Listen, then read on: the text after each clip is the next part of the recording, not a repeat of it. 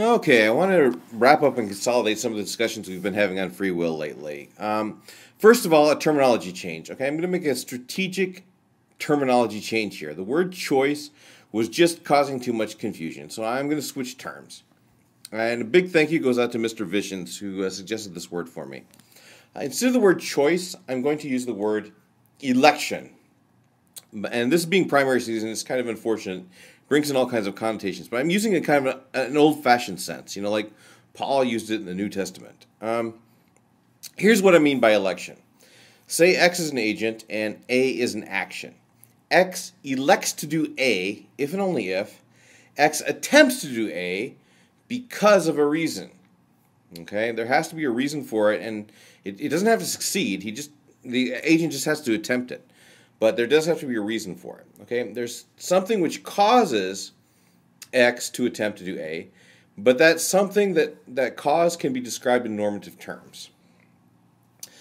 All right, elections happen for reasons. They reveal us as rational animals. It rationalizes our actions.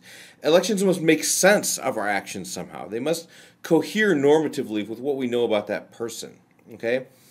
Elections can be criticized. So, for example, somebody may elect to become a hitman and kill people for money, right?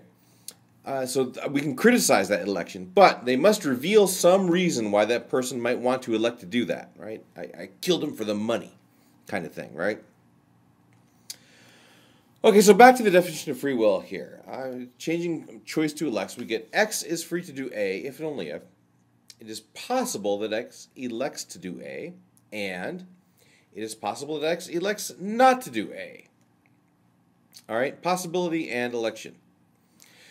So, another reason why I like this word election so much is it kind of emphasizes more the intersubjectivity of this. Okay, so you can also apply this to a society being free, a clique or a corporation or some corporate entity can be free to do A if and only if it's possible that X elects to do A or elects not to do A. And of course, this process of coming to a consensus might not be like a democratic election or something, but just some sort of they've consensused on this and they're attempting to do this. All right, there's two kinds of possibility, of course, epistemic possibility and physical possibility, which leads to two different kinds of free will. Epistemic free will, so X is epistemically free to do A if and only if it is epistemically possible that X elects to do A, and it is epistemically possible that X elects not to do A. But of course, physical one is the one we all want to know about, right? Okay, so before I go forward, I want to test this definition. Okay, this may have snuck in kind of unnoticed, but actually that's the definition of free will. That was the original challenge, right? Was to give a definition of free will.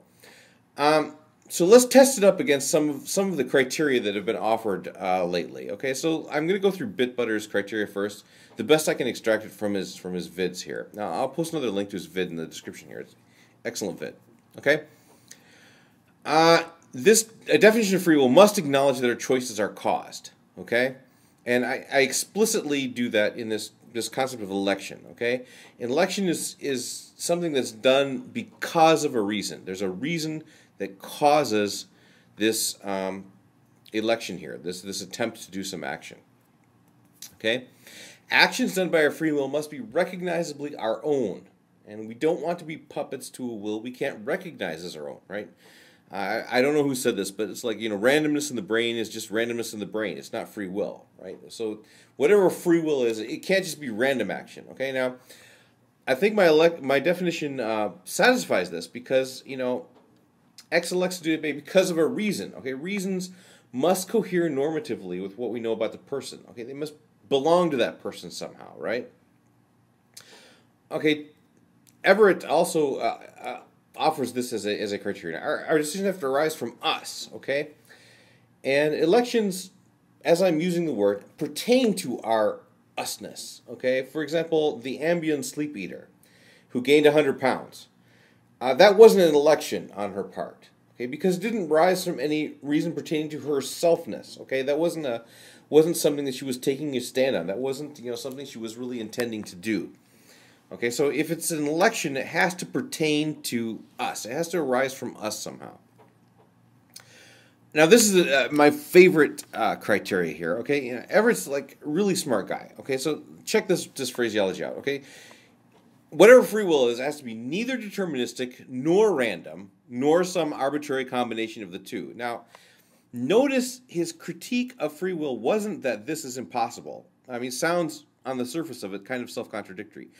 But you know, neither deterministic nor random. But I will claim that my definition actually satisfies this. And I will note that, you know, Everett's critique of this was different than saying that it couldn't be satisfied. All right?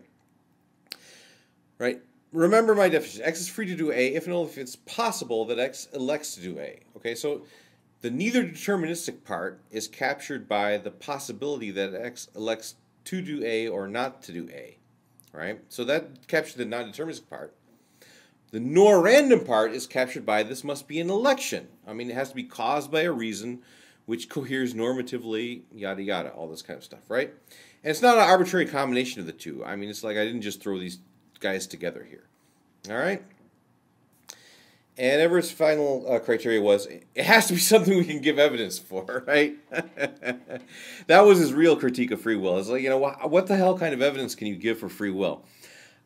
So my definition of epistemic free will, okay, I offer evidence for that as the following, okay? Pragmatically, we have to treat people as if they had free will. And there seems to be a broad consensus on this, okay? So I think it is possible to give evidence for epistemic free will. And I think I have given good evidence for this, and I think there's a broad consensus on this, right? The real prize, of course, is physical free will. Do we really have physical free will, right? So that's the question I have for you, okay? Is this definition okay? Is there anything else that anybody wants from free will? Okay, if you had this concept that I just defined, okay, if you had this possibility to elect to do something or not to elect to do something, would you feel like you had free will? Or is there something else that you want to have from free will? Okay? And while you all are answering this one, I'll actually work on the real prize. Okay, so technically I've met the challenge, given the definition of free will. But what you all really want to know is, do we have physical free will, right? So my next couple of videos will try to establish that we do have physical free will. Thanks a lot.